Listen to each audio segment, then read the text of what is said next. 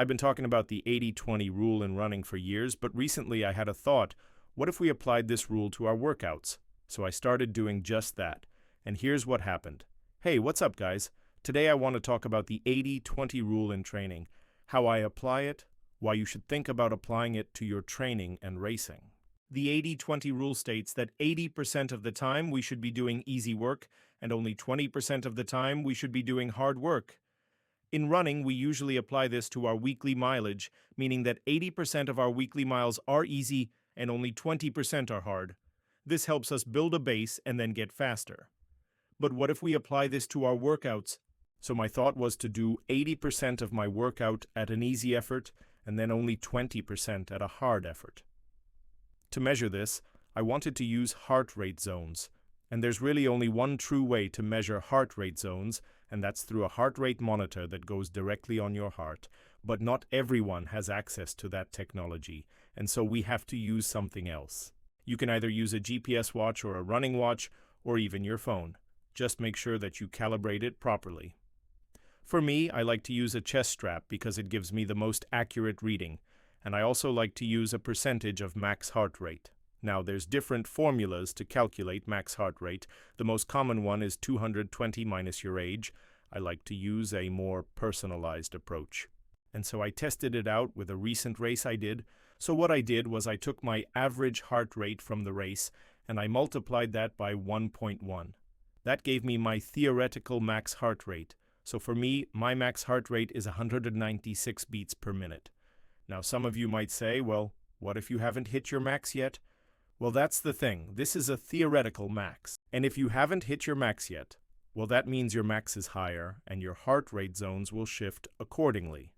So what I did was I mapped out my heart rate zones based on this new max heart rate that I calculated.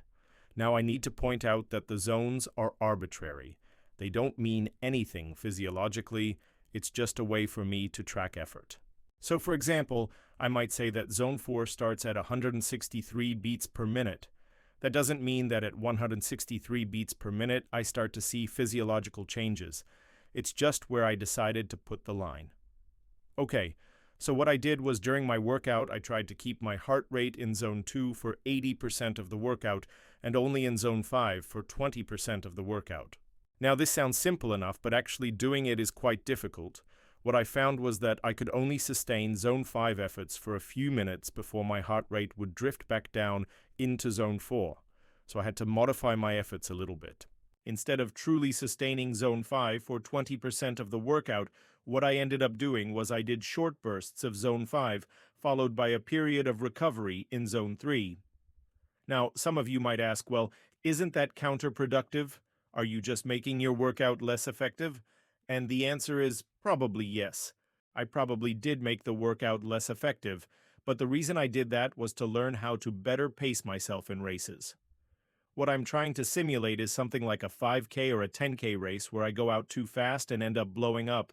So by practicing these short bursts of speed followed by recovery, I'm training myself to better pace myself in these types of races.